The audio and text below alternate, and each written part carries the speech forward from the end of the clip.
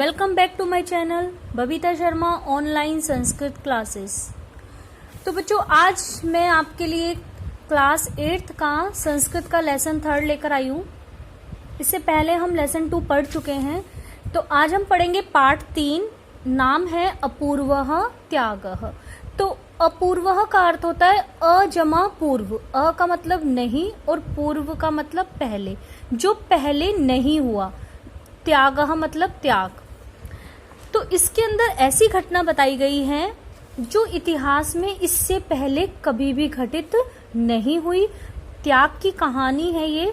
एक पन्ना धात्री नाम की दाई होती है, पन्ना नाम की दाई होती है। वो अपने राजकुमार के लिए, मतलब अपने जो स्वामी का पुत्र होता है उसके लिए वो अपने पुत्र का बलिदान दे देती है। तो यही कहानी हम इस पाठ के अंदर पढ़ेंगे। और इस पाठ के अंदर है विशेषण और विशेष्य। तो विशेषण और विशेष्य भी शब्द यहाँ पर आए हैं। जो रेड से है आपको हाईलाइट, वो विशेषण है। और विशेष्य क्या होते हैं? जिसकी विशेषता बताई जा रही है। तो विशेषण वे शब्द जो संज्ञा और सर्वनाम की विशेषता बताते हैं, और विशेष्य जिनकी विशेषता बताई जाती है। तो देखो, पाठ शुरू करते हैं। महाराणा संग्राम सिंह देवलोकम अगच्छत। महाराणा संग्राम सिंह देवलोक चले गए, अर्थात मृत्यु को प्राप्त हो गए। तस्य पुत्रः उदय सिंह अधुना शिशुरेव आसीत्। उनका पुत्र उदय सिंह अभी बच्चा ही था। शिशुः जमा एव, विसर्ग संधि है यहाँ पर, बच्चा ही था। अतएव राजपूत प्रमुखः तस्य राज्याभिषेकम तु अकुर्वन्। इसलिए राजपूत प्रमुखों ने उसका राज्याभिषेक तो किया, परम दूरस्थः एकः संबंधी वनवीरः तस्य बालकस्य उदय सिंहस्य संरक्षकः नियुक्तः। परंतु दूर के ही एक संबंधी बनवीर को उस बालक उदय सिंह का संरक्षक नियुक्त किया। तो देखो, बनवीर कौन है? एक संबंधी, एक संबंधी, इसकी विशेषता बताई जा रही है। बनवीर संज्ञा शब्द है और ये एक संबंधी ये विशेषण हो गया। तस्य बालकस्य उदय सिंहस्य, ये भी विशेषण है। उस बालक उदय सिंह का संरक्षक नियुक्त किया। बालक नृपस्य पालन पोषणम पन्ना नाम एका धात्री करोति स्म। बालक, राजा के बालक का पालन पोषण पन्ना नाम की एक धात्री, धात्री मतलब दाई, करोति स्म करती थी। तो इसमें का प्रयोग जब वर्तमान काल की क्रिया के साथ किया जाता है तो वह क्रिया भूतकाल में परिवर्तित हो जाती है। तो देखो, उस राजा के बालक का पालन पोषण पन्ना नाम की एक धात्री करती थी। तो यहाँ पर एका धात्री, ये भी विशेषण है। दाई, एक दाई।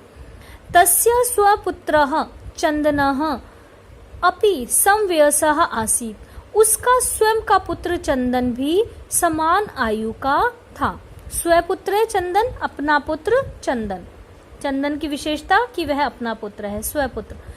इतः राज्यं प्राप्य बनवीरस्य मनसि लोभः आगच्छत्। इसके बाद राज्य प्राप्त के लिए बनवीर के मन में लोभ आ गया।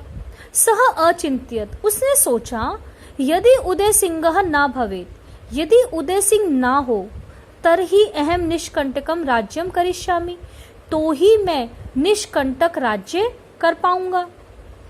तस्य इदम घृणितम विचारम पन्ना धात्री अजानत। उसके इस घृणित विचार को पन्ना धाई जानती थी। रात्रौ यदा बनवीरः उदय सिंहम मारितुम आगच्छत। रात्रि में जब बनवीर उदय सिंह को मारने के लिए आया, तस्मात् पूर्वमेव, उससे पहले ही, पन्ना कौशलेन, पन्ना ने कुशलता से, उदयस्य स्थाने शय्यायाम, उदय के स्थान पर बिस्तर पर, स्वपुत्रम चंदनम अस्थापियत, अपने पुत्र चंदन को स्थापित कर दिया। यानी जब बनवीर उसको मारने के लिए आया, उससे पहले ही पन्ना धात्री ने उस राजकुमार के स्थान पर अपने पुत्र को वहां पर लिटा दिया। सा उदयम एकस्मिन् करंडके संस्थाप्य पत्रे च आच्छाद्यात्। उसने उस उदय सिंह को एक टोकरे में, करंट के एक टोकरे में स्थापित करके रखकर पत्रैच और पत्तों से आच्छाद्य ढककर प्रसादात बही महल से बाहर प्रेषित भेज दिया। उसने उसको टोकरे में पत्तों से ढककर महल के बाहर भेज दिया। रक्त पिपासुः बनवीरः, रक्त का प्यासा बनवीर, यदा अपृच्छत, रक्त के प्यासे बनवीर ने जब पूछा, कुत्र उदयः, उदय कहाँ है?